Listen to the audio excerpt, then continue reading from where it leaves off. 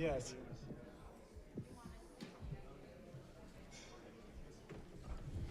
Good morning. My name is Kevin Jones, and I direct the Institute for Energy and the Environment here. And want to first a big thanks to VJEL and particularly Liz and Russell for bringing such a great group of people together here. And now we're going to spend a little bit of time talking about those conventional and traditional resources that are on the grid in large numbers today. Here in New England, natural gas and nuclear make up a big majority of our current electricity supply, and there's a lot of interesting issues around these two resources, so I really look forward to this discussion. We're going to begin with Rich Miller, and I've known Rich for a long time. Rich has currently a lawyer and assistant general counsel for ConEdison, and has worked as a lawyer in the law department there for a while, and also has worked as the head of the energy policy markets group there, working on market issues in New York and the Northeastern region. Before that time, Rich also worked as vice president for energy for the New York City Economic Development Corporation, and has worked in private practice. And one of the things, unique things about Rich, I need to say, is he's a big transportation advocate. He's very involved in New York City and transportation issues, and is very happy to be able to do his commute from Brooklyn to New York City on his bicycle, and puts in about 5,000 miles on his bike a year. And he's also been a good friend of our energy program here. So thanks, Rich.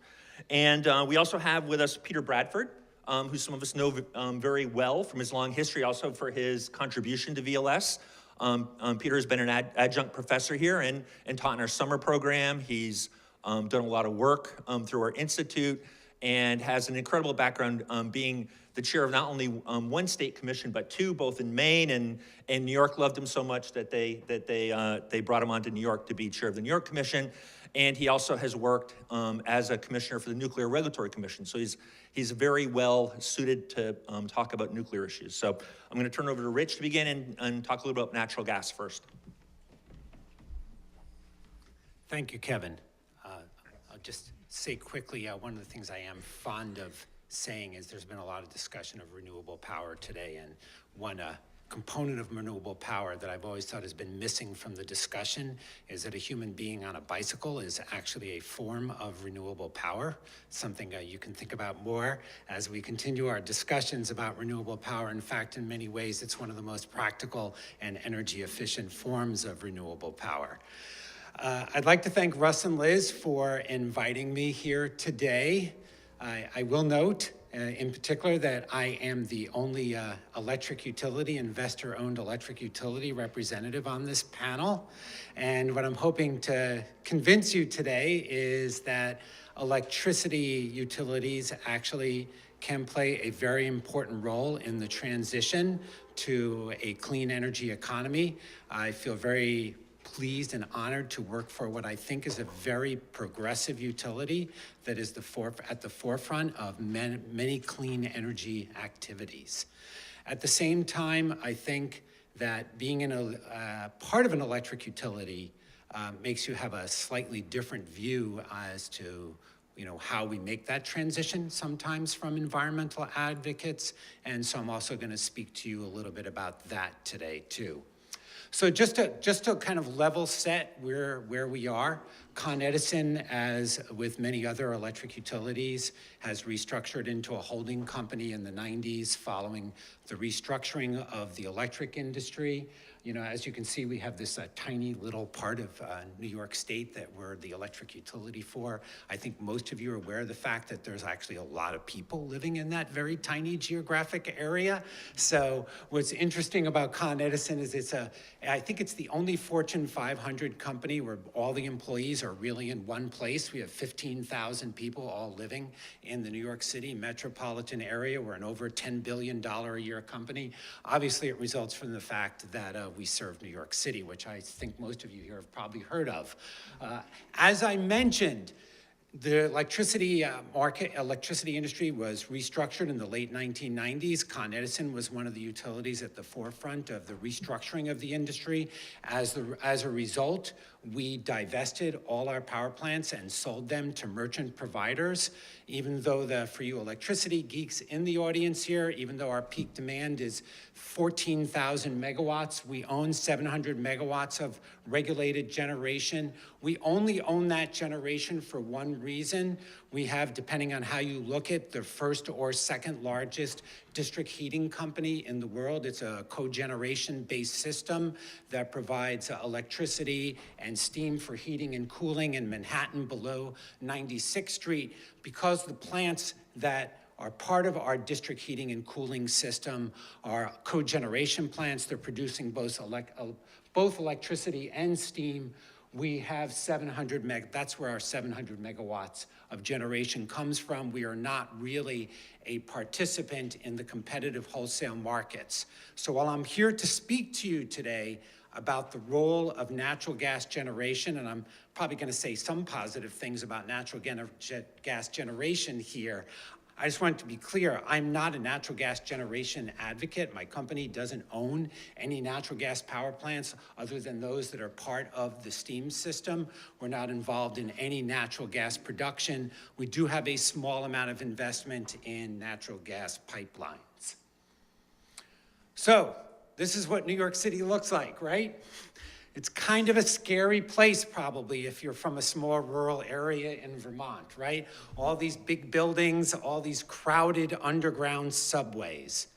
But there's one really important thing about New York City that I think often gets lost in the discussion about the movement to a clean energy economy. Your average New Yorker actually emits greenhouse gases, is responsible for greenhouse gases at 1/3 of the national average. In other words, if you look at, we need an 80% reduction in greenhouse gas emissions in this country by 2050. If you looked at the average American, New Yorkers are already 2/3 of the way there. Why is that? Two very simple reasons. This is how we move around, right? We are already an electric-based transportation system in New York City. There's a lot of talk of electric cars, but a lot of times people forget that how New Yorkers move around is in elevators and subways. And it's not a single occupancy electric vehicle, right? This is all public transportation. That's one of the main reasons why we emit at 1/3 the national average greenhouse gas emissions. The second, as probably many of you are aware, is that we do tend to live in smaller places than most of you, and even New Yorkers, even with respect to our electricity consumption, we're also half the national average.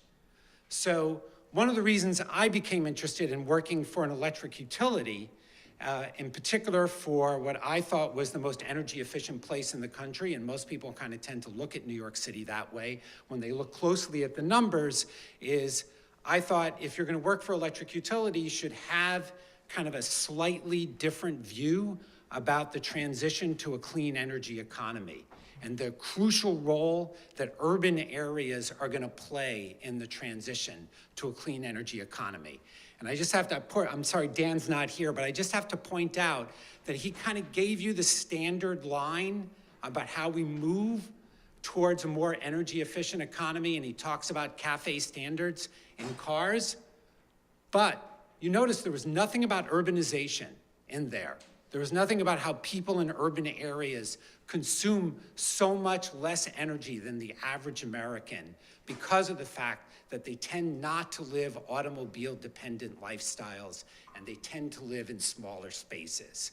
So I'm actually very happy to work for an electric utility in a very thriving urban area where its concerns have a lot to do also with reliability and also keeping electricity reasonably priced. Now, I'm going to be totally transparent with you here. We make money by investing in our distribution system, which I think is a good thing because that contributes to the reliability of New York City. And we tend to get a little bit concerned as an electric utility about making sure that the bulk power system, the generation system, is reliable and also that it's reasonably priced. So we can get concerned sometimes, and I think it's reasonable, about the fact that sometimes maybe there's too much subsidies flowing to green generation on the generation side of our bill, because of the fact that our customers only have a limited amount of tolerance for rate increases, and we want to be able to invest money in our delivery system. So, and one thing to just remember here, I just want to say one real quick thing about New York City and reliability, and it's probably the scariest part of those elevators in the subways is getting stuck, right? And they get stuck temporarily when there's problems in the system, but when they really get stuck, it's because the power went out. And that's one of the main drivers for why electricity needs to be so reliable in an area like New York City. And in fact, ConEdison is the most reliable utility in the United States. It's because we have 90,000 miles of underground wire and a tremendous amount of redundancy. But at the same time, we want to keep investing in that system, and we want to make sure that when we're looking at the generation side of the equation, and we're looking at the investment that's going on there, that it's not going to detract from our ability to invest in our delivery system. So we don't rest on our laurels, though. I used to think maybe even Con Ed, we could just rest on our laurels. We already are the electric utility for the most energy efficient place in the United States. But we understand. We want to do more. We understand we're trying to be really a very customer-driven utility, and we understand. We're a private business, and I think what's good these days about being a private business that wants to make its customers happy and be appealing to its customers is that we know most of you out there want to see that transition to a clean energy economy. And so we're not going to rest on our laurels.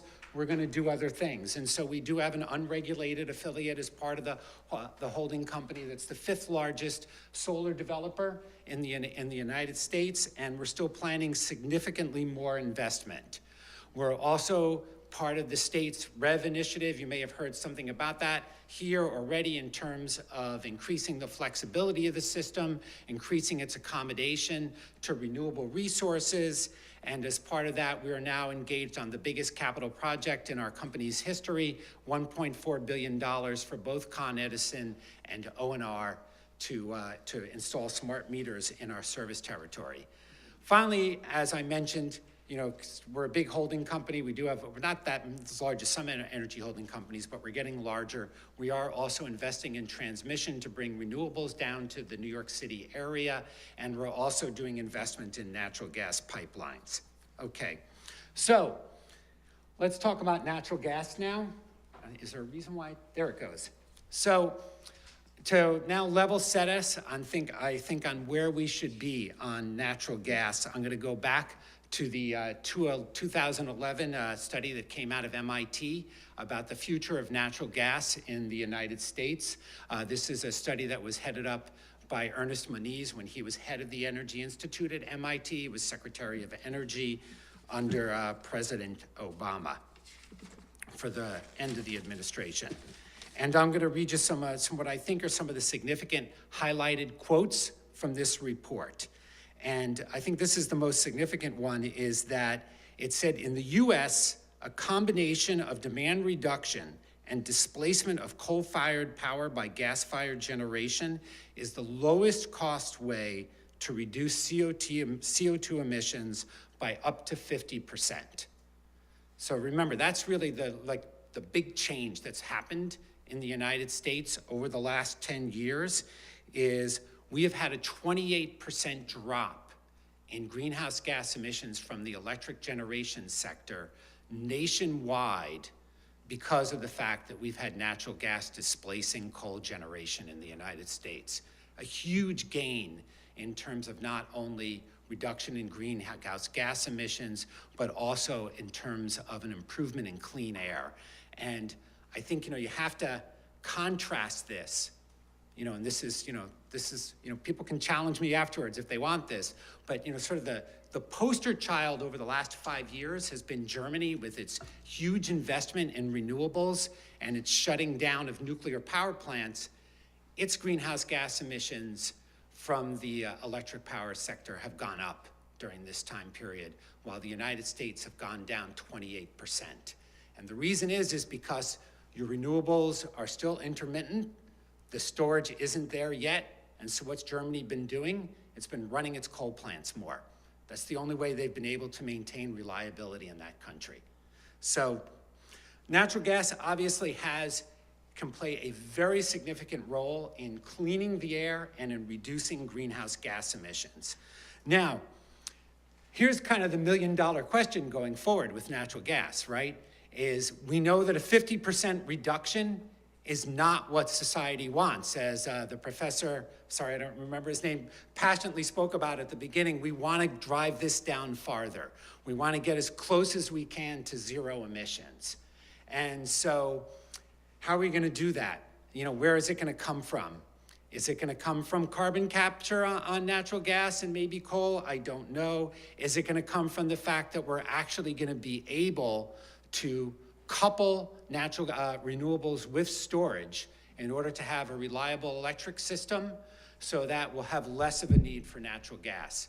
Clearly, the jury is still out on that question if we really want to drive the electric system that low in terms of the emissions. And this was like the perfect quote from the MIT study. Natural gas-fired capacity will play an increasing role in providing backup to growing supplies of intermittent renewable energy in the absence of a breakthrough that provides affordable utility scale storage. So I think, you know, that's the kind of the million-dollar question out here. I know Mr. Jones has written a book. I'll give him a small plug, short plug for his book on the future of batteries in this country and whether this is something that can really happen over the next 20, 30 years. But I will say to you right now, I think the jury is still out on that one, on whether we're going to be balancing, at least for the like the next maybe 20, 25 years, on whether we're going to be balancing renewables with storage or whether we're going to be balancing them with natural gas. Now, kind of your standard snapshot that everybody goes to is the Energy Information Administration that's part of the Federal Department of Energy, and its projections about where our electricity system is and what it's going to look like going forward. And as you can see, at least in 2017, and this is a 2017 snapshot, they're not thinking storage is going to make that big a difference yet. They're showing that's your blue line here. I've never been that great at pointers, I'm sorry. Do I have it? Yeah, the blue line here shows your natural gas going up. The coal continues to go down, the renewables go up. But at least at this point in time, in the absence of a breakthrough in storage, they're still seeing natural gas as increasing. You know, the good news from what this study shows is, just looking at the numbers, is that your coal generation is going to go from 30% of U.S. electricity production right now to less than 20% by 2050, which is still, one could argue it could get driven down even more, but thanks. And but we'll see. We'll see how all the dynamics play out, right, on this. But right now you can see natural gas looks like it's kind of here to stay for the foreseeable future, and we will get continued emission reductions as a result of that. Whether the reliability at a reasonable price can come from storage is another question. Just one quick thing to show you here, and it's funny because New York actually we're sort of like ahead of the country, right? We're already way ahead of where the country could be in 2050, because New York State right now gets 1% of its production from its electricity production from coal.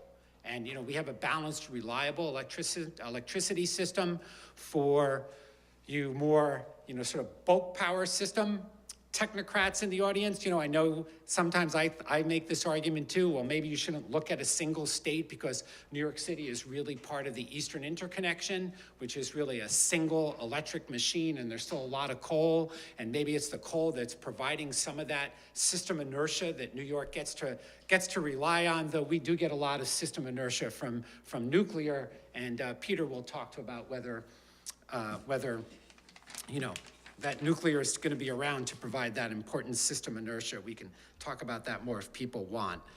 So one last thing about natural gas that I just like to let you know about, and ConEdison, is I think, and for those of you who follow the natural gas issue, I think you're aware that the most controversial issue with natural gas these days is really not the power plants.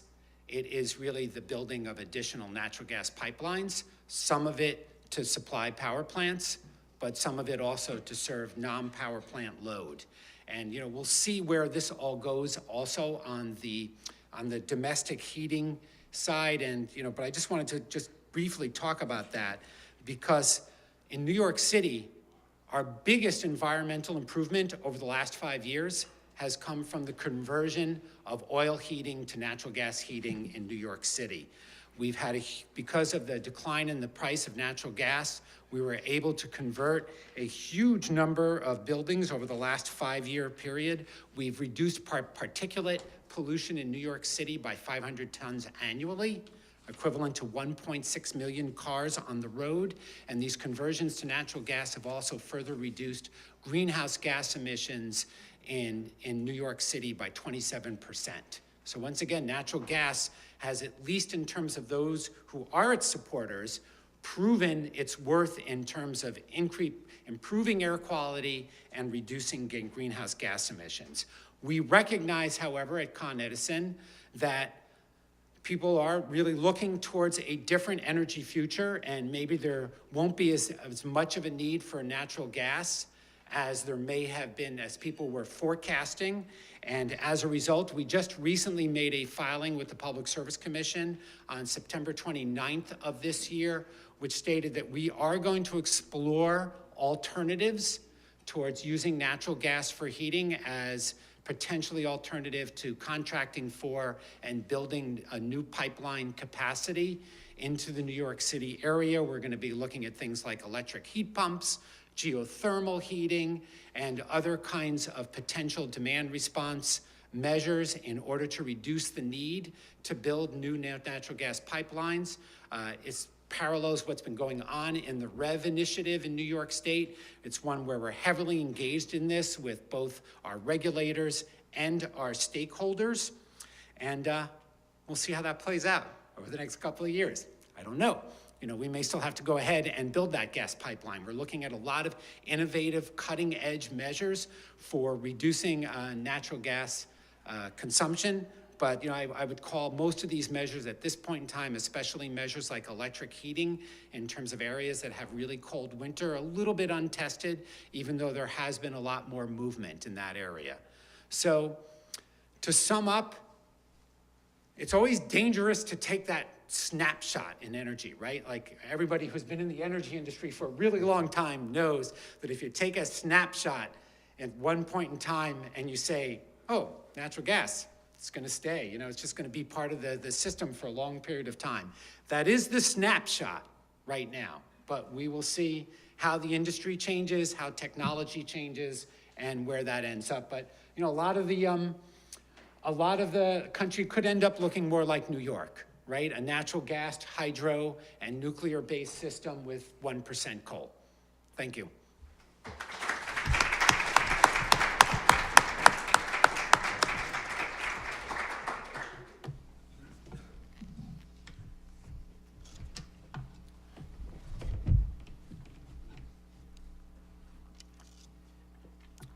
Is this the control? No, I'm sorry. Did you take the control? There you go. Sorry about that.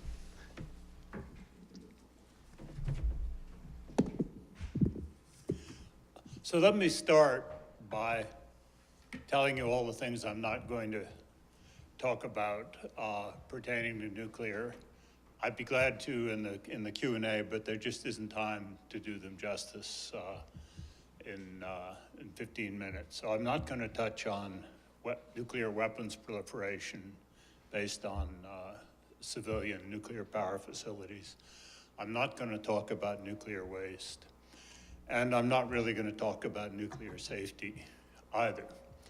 And then finally, I'm not going to do justice to the pro-nuclear side of the nuclear debate. I probably couldn't do it if I tried, but in addition, Ernie Moniz has a recent article out under the aegis of his new organization, the Energy Futures Initiative. So if you want to pursue that, that's a good starting point. For myself, I'm a longstanding member of an organization I helped to found called Reactors Anonymous.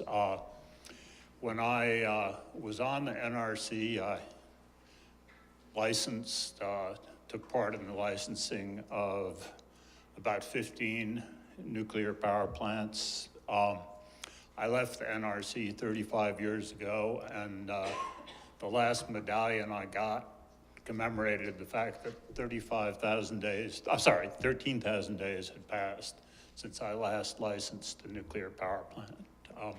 I don't expect to do it again. But when I went on the NRC in 1977, nuclear power seemed to be the answer to a number of our energy problems and prayers. It was said that it could reduce foreign oil dependence, it could clean urban air. It was said to have the potential, although that seemed even then to be fading, to be too cheap to meter. And the expected transition from light water reactors to breeder reactors meant that uranium scarcity would not be a problem for future fuel supply. In 1972, just a few years earlier, the official forecast of the U.S. Atomic Energy Commission was that the U.S. would have 1,000 nuclear power plants by the year 2000, a pace that would have required the completion of an average of about 30 plants per year for all of the intervening years between 1972 and 2000. In hindsight, this was so obviously delusional, so obviously impossible, that it can only be called delusional. The US today has 99 reactors, a tenth of that forecast number. The rest of the world altogether has about 400. Equally delusional was the phrase too cheap to meter, and various assurances that the problem of high-level nuclear waste, that is the spent fuel, was not all that difficult and would be solved by the mid-1980s. By the time I left the NRC in 1982, each of these optimistic statements had unraveled. No company was to seek another construction permit for the rest of the last century. And the reason was basic. The plants had turned out to be far more expensive than meeting electricity demand by other equally available means, even when the external benefits of nuclear power were taken into account. Instead, much of the US decreed that the generation sector in electric power would become a competitive market, and it turned away from the system in which power plant decisions could be made by a few people in industry and in government. No new nuclear power plant has been ordered anywhere in the world within the framework of a competitive power market. Now, to bring us closer to the present, let me just note that the term nuclear renaissance was a follow-on to this period of stagnation that occurred in the US between 1980 and the year 2000.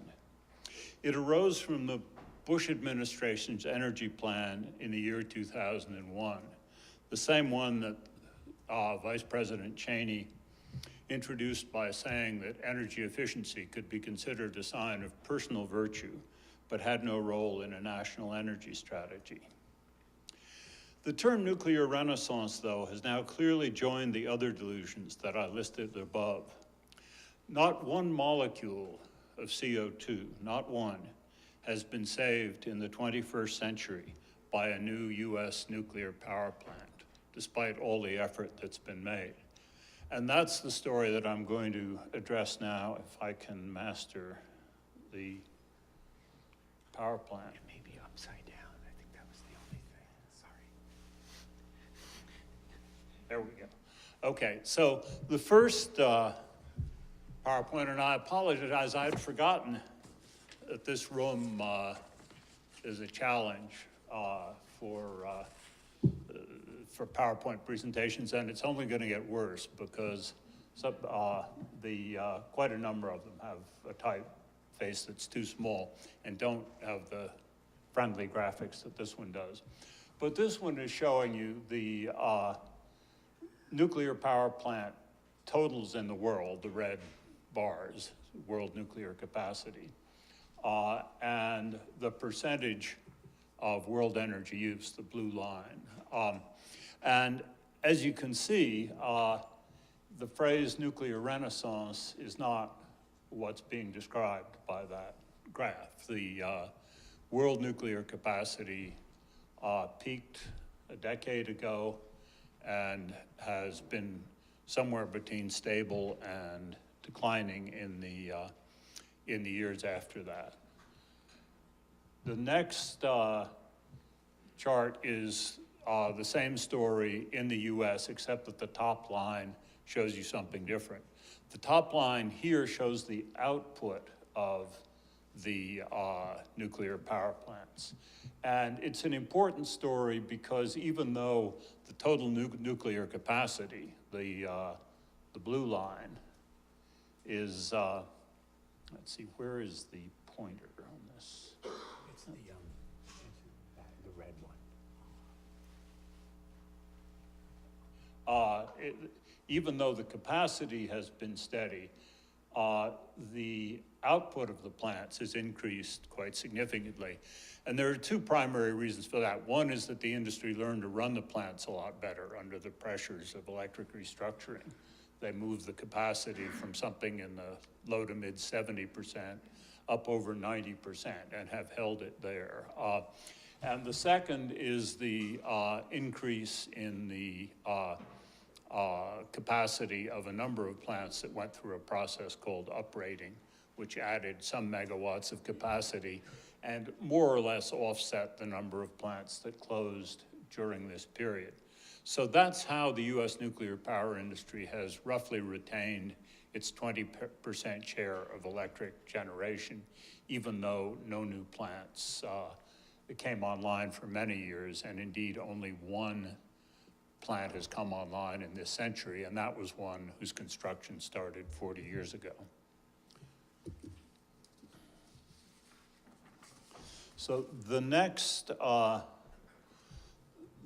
graph, somewhat out of date now, but it still tells a dramatic story worth getting across, and even though the lines have shifted a bit, the fundamental story has not. This is what happens if we don't build more nuclear power plants, as it appears at the moment we're not going to. The blue section was the rate at which the plants would shut down if they didn't receive 20-year life extensions from the Nuclear Regulatory Commission.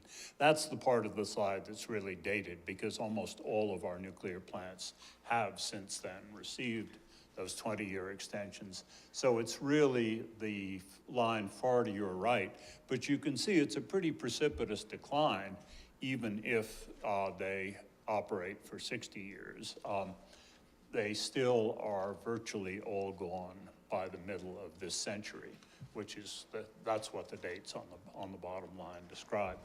So no new reactors, and unless ways are developed to extend the existing plants beyond 60 years, the US is basically out of the nuclear power business by mid-century. Now I'm going to shift and talk a little bit about the potential replacements as seen not through my eyes or Vermont Law School's eyes or any environmental organization's eyes, but, sorry, I'm not shifting in the direction I thought I was. Why not? Before we shift to talk about the replacements, let me talk a moment more about why we're not building any more plants. This graph, which was put together by Mark Cooper in a paper that he did under the aegis of the Institute for Energy and Environment here, shows a combination of two things. The costs of electricity from the plants completed in the 1970s, 80s, and 90s, and that's the blue dots that end here. And then the forecasts of costs from the proposed new plants that briefly seem to constitute a nuclear renaissance. And that's the red dots from here on out. And as you can see, these initial forecasts, none of these plants have actually been built, so it's all forecast. The initial forecasts were low, especially if you consider what a trend line through the old plants would look like. And they were, I think it's fair to say in hindsight, an effort to restart nuclear construction based on essentially lowball forecasts over what anyone had reason to believe could be achieved. The later forecasts, as experience set in, are all much higher. And in fact, if you put a forecast in there, if you put an actual line in there that included power market prices today, you'd see something down in this range, and you'd see that new nuclear power is completely outside of the market. It's argued that a primary reason for building these new plants is as a hedge against natural gas prices. Natural gas is volatile. Prices could go back up. It would be good to have more nuclear power plants as a hedge. The difficulty with that is that this line does not include nuclear power at all, except in the title, but it is conveniently a line of gas prices, and it has roughly you can put a 12-cent line in there. There is one right there, and what it's telling you is that the highest gas prices we've seen in recent years barely touch a reasonable forecast of the price of the output of a new nuclear power plant.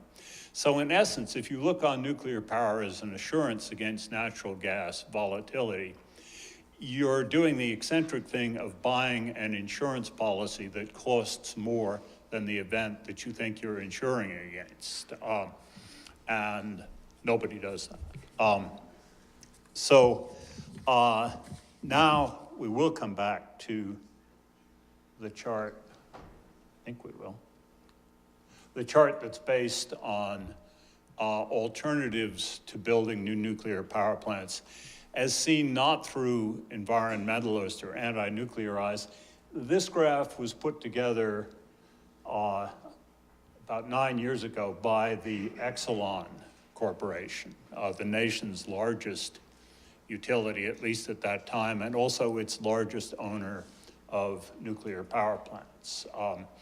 And it was put together as an explanation for why they weren't building anymore, having canceled a proposed pair of reactors that they had filed applications for in Texas at the beginning of the nuclear renaissance excitement. So all of the bars to the left here are alternative ways, alternative low carbon alternatives. Now, this is not just alternative generation, but alternative low carbon alternatives. Nuclear power is in here. So if one forced more nuclear power into this system, you'd essentially be excluding combinations of renewables, energy efficiency, replacement of coal by gas. Again, this is Exelon's view. So what then is, sorry, I wanted then to borrow a slide from the last presentation just to emphasize one aspect of it, which is that the level nuclear line here. So nuclear has had nothing to do with bringing coal use down. It's all in the renewables line and the natural gas line. The specifics as to nuclear costs, nuclear power's excess cost problem today, The new plants in the range of 10 to 20 cents a kilowatt hour, power market prices somewhere between half that and 1/4 of that. And the alternatives to nuclear seem all to be getting cheaper, whereas new nuclear continues only to rise in cost. What are the efforts that we've made to close the gap between new nuclear and the cost of alternatives? Well, Congress passed a package in 2005 and 6 in support of the nuclear renaissance proposals in the Bush plan. It included loan guarantees, production tax credits, and various other forms of political and economic support, such as extending the Price-Anderson Act, limiting the liability of accidents for nuclear plants. At the same time, some states, mostly in the Southeast, passed laws that permitted a dramatic revision in the way of charging for nuclear plants, allowing construction costs to be collected during the construction process, but also sharply curtailing the potential disallowances for imprudence and for failure to complete a plant.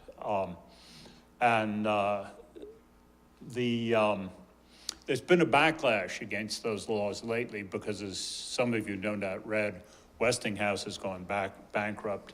A plant in South Carolina was canceled with $9 billion spent on 2 reactors. And in Florida, 2 reactors were canceled, over $1 billion spent. No possibility of customer refunds if those laws are enforced as they were written. So the full extent of the nuclear renaissance collapse, there were 29 applications pending at the Nuclear Regulatory Commission 8 years ago in the spring. And it now appears that only 2 of those are going to lead to completed plants, both in Georgia. For the first time now in 15 years, we're beginning to see closings of operating reactors because their costs are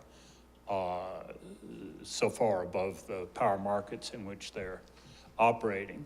That in turn has calls for yet more support, primarily from customers. And so New York has passed a system of zero emission credits that will keep the 4 upstate reactors operating out to 2029 at an estimated cost of about $7 billion. In Illinois, a similar plan for 2 reactors estimated to cost about $3 billion. Secretary Perry has called on the Federal Energy Regulatory Commission to enact a new framework that would support all of the operating reactors in competitive power regions, which is well over half of them. And obviously that's would result in multi-billion-dollar rate increases. That last development, not the Secretary Perry, but the operating reactors not being able to make it on their own, I must say has been a surprise to many people, including me. I think a lot of us realized that new reactors weren't going to make it, but it has been a real surprise to see that the operating reactors were incapable of doing it. Finally, a further argument for supporting nuclear power comes under that, you've probably all heard various forms of, well, we don't have a silver bullet, we need silver, buckshot, birdshot, whatever. We have to support everything. But the fact is, you never approach societal problems by supporting everything. We don't fight world hunger with caviar, and we're not going to solve our climate problem by buying the most expensive solutions first. What we really are going to need are solutions that reward innovation, reward energy efficiency, and price low carbon characteristics into the power markets in such a way that all of the low carbon sources can compete evenly. Now, I couldn't agree more with the fact that snapshots of graphs are an unreliable guide to the future. If you put EIA's graphs for 2012, 2008, 2004 up on that screen, they'd all look very different from the one that was up there just now. There's no assurance that nuclear power won't make some kind of a comeback in the future, but its fundamental characteristic of taking a long time to build and the commitment of a huge fixed amount of money makes it almost certain that it's not going to come back soon, and that what will happen in the states that try to force new nuclear into the system is that they'll force a number of better, cheaper solutions out, because once you commit to spending 10 or 15 billion on a couple of power reactors, you're not going to spend the same money on the energy efficiency and renewable programs that would displace the use for them.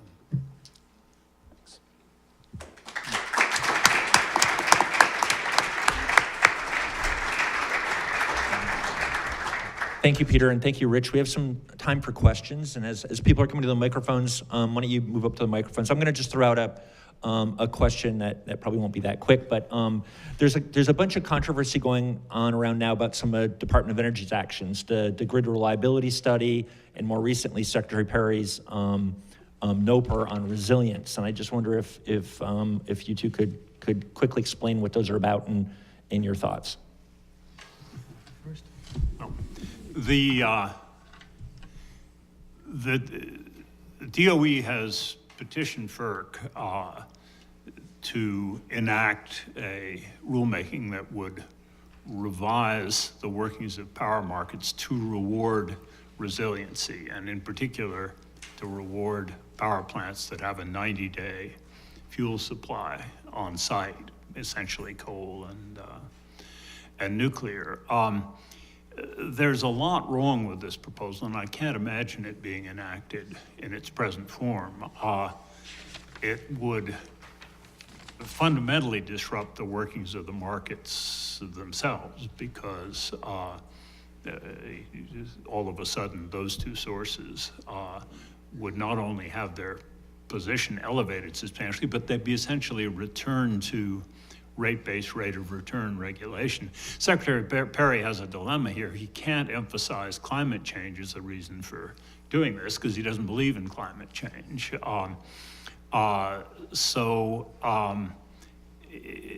Basically, there's the solution that has been applied in New York, zero emission credits in Illinois, won't work for him. And instead, he's basically taking these plants back to cost of service regulation. You recover all your costs through the regulatory process.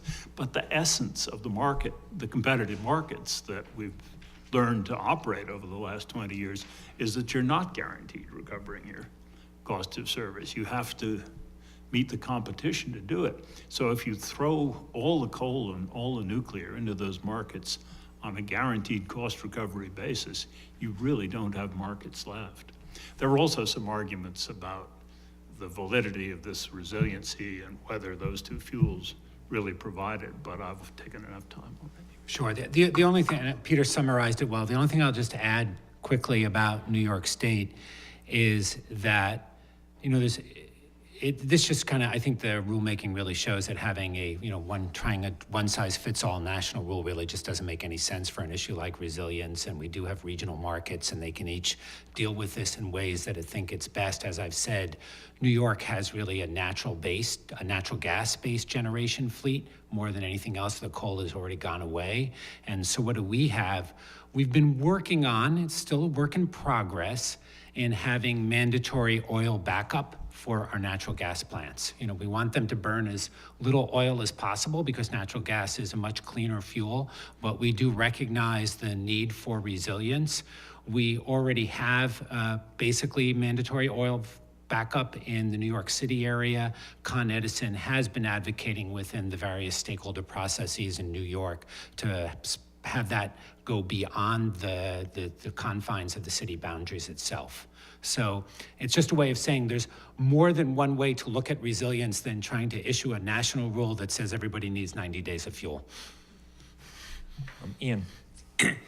Yes, My question is regarding the climate impacts of natural gas. That one thing that you have not yet mentioned is the upstream methane leakage issue, which does negate some would claim that it can entirely negate the climate benefit of natural gas electricity generation.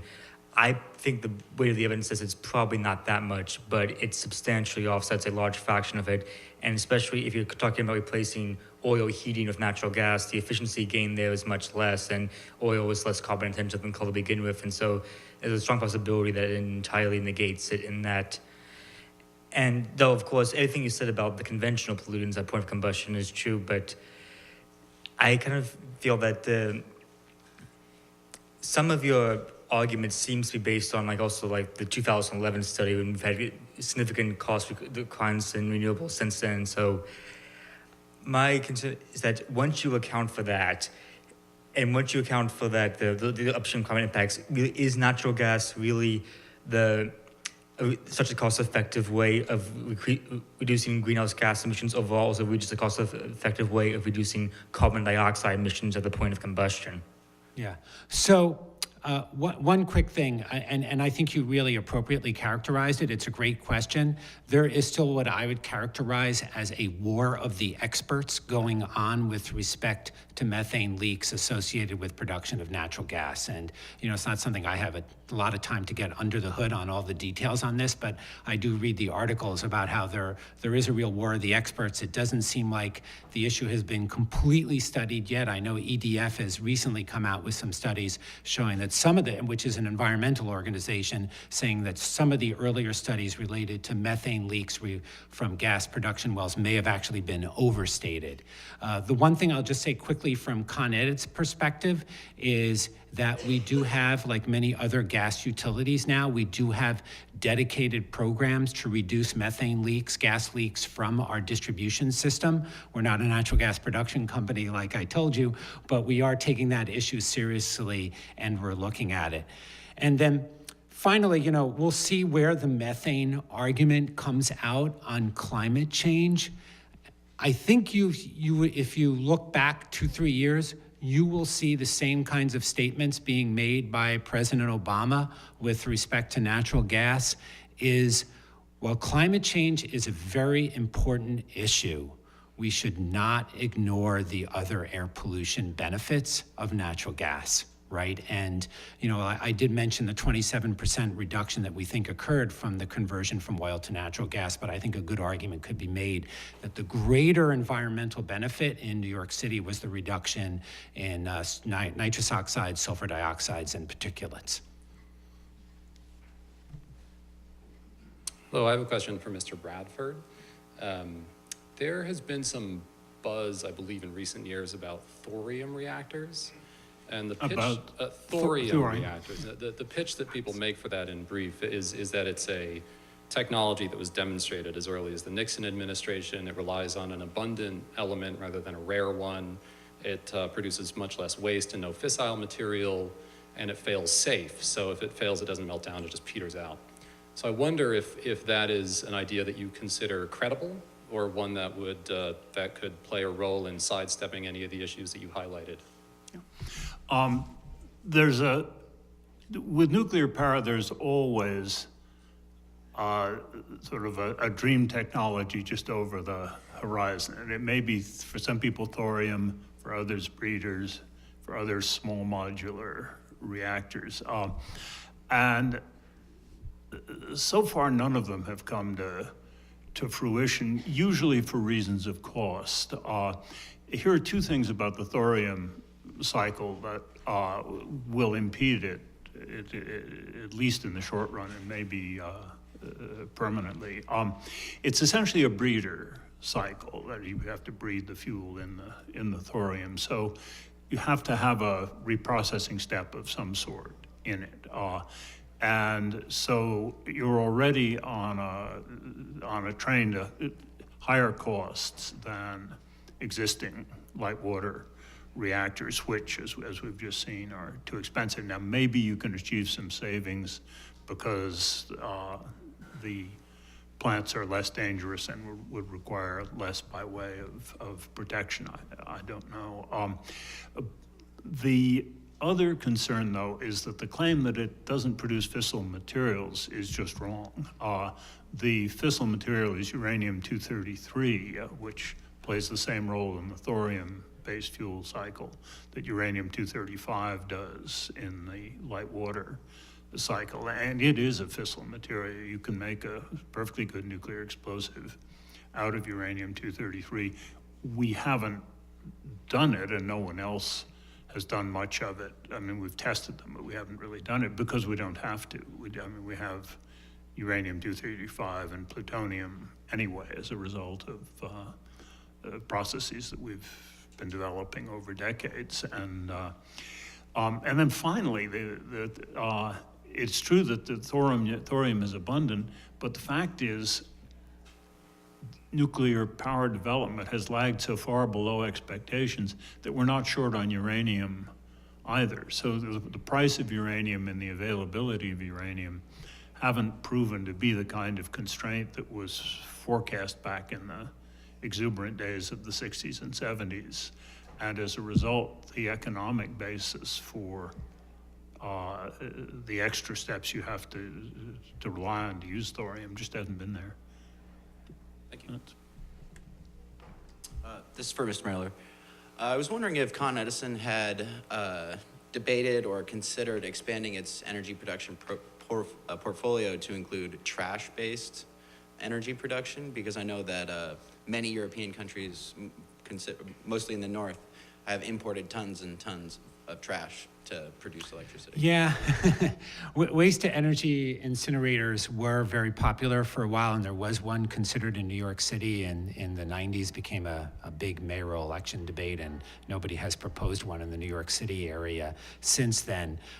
One thing I'll just say real quickly, if I can just add this one item, is that still hotly debated issue in New York State is whether utilities should be allowed to get into renewables generation at all, given that the markets were restructured, and that the idea was that utilities were not going to get into the generation business at all. And waste to energy facilities are usually much larger than small solar facilities. And just to show you how controversial this is, after over what probably, I don't know, Graham may be here on that one, over a year of debate and a huge amount of controversy, ConEdison was given the permission to do 3 megawatts of solar in New York City.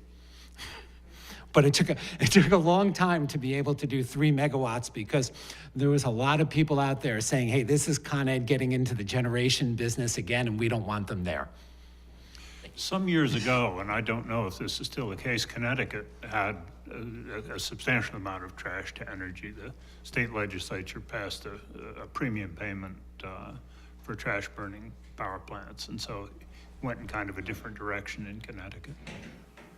Thank you. We have time for one last question if there's anything more.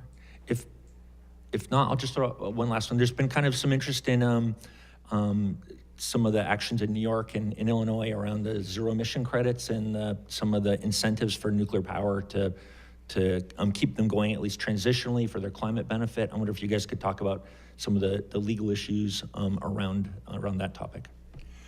Well, the primary legal issue in the context of appeals is whether the states have transgressed on FERC's exclusive power to regulate wholesale market pricing, and the arguments back and forth as to whether these zero emission credits are really a wholesale market intrusion or more analogous to something like a renewable portfolio standard, that is a state energy policy. To me, the basic question with regard to them is that both states have essentially just played pin the tail on the donkey with nuclear energy and said, we are going to count on this many nuclear plants for this arbitrary many nuclear plants for this arbitrary period of time, and we need to pay it this arbitrary price in order to get it, rather than using the market mechanisms that they have and know how to use. And it would have been perfectly possible to use those mechanisms to say, we want this much zero carbon electricity over this span of years. And who knows what it would have yielded. It might well have yielded keep the nuclear plants running for a few years, because if you close them suddenly, there's going to be a spike. But you don't have to have them more than 5, 6, 7 years, or you can pay them a declining amount as other technologies come in. The way they've done it is, I think, a serious mistake, because it just, again, involves that crowding out phenomenon of big blocks of nuclear preventing. In New York's case, this very innovative renewable ROV, what's it stand for? Renewing the Energy Vision proceeding, in which the entire intent of what they're doing is to sort of replicate what happened in telecommunications 20, 25 years ago, moving control and the intelligence of the system out toward the customers, coming up with a more flexible, responsive system. In the same way that your iPhone is infinitely smarter than the Bell System Central Office of 1975. But if you suddenly say, regardless of what our pricing systems and planning systems are telling us in that ROV proceeding, we're going to lock in, what is it, about 4,000 megawatts of nuclear power, you're kind of saying we don't care about the ROV to the extent we are going to keep those have to keep those nuclear plants running. We're going to do it no matter what. I would just, I'll take slight disagreement here on this one. I think, REV is a really important initiative in the state in terms of increasing the use of distributed resources, and ConEdison is behind it and supporting it. I think everyone in New York has recognized that this is going to be a long-term project, not a short-term project. And especially at this point in time, I think it's just always important to remember that, at least if you're talking about not a solar on site, if you're talking about a small fossil fuel generator, that those generally are more polluting than central station generators, even if it's a fossil fuel generator. If you compared a new on-site small distributed generator to a large central station natural gas generator, you're talking about a generator with respect to criteria pollutants, ones that automatically affect human health, usually that small on-site DG being like 20 to 25 times more polluting than a central station generator, is what I have seen in the statistics that I've looked at.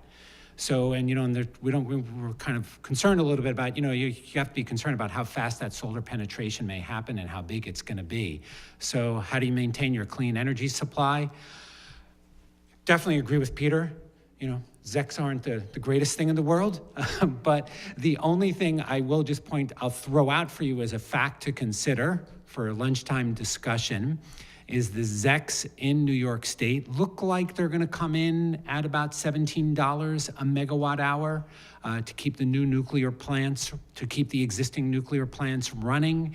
And the cost of new wind is looking more like your REC as compared to your ZEC, maybe like $25 to $30 a megawatt hour.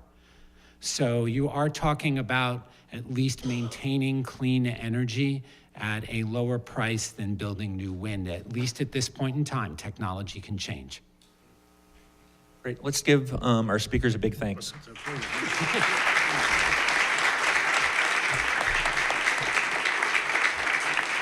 why I say run a bidding system. Thank you, And you get the panelists, for same an result. excellent conversation. We will reconvene at 1:30 for our Energy and the Constitution panel. For those of you who have registered for a lunch ticket, lunch is now served in Yates. There are some tables for you to eat there, or you can carry your lunch back here. Thank you. Thank you.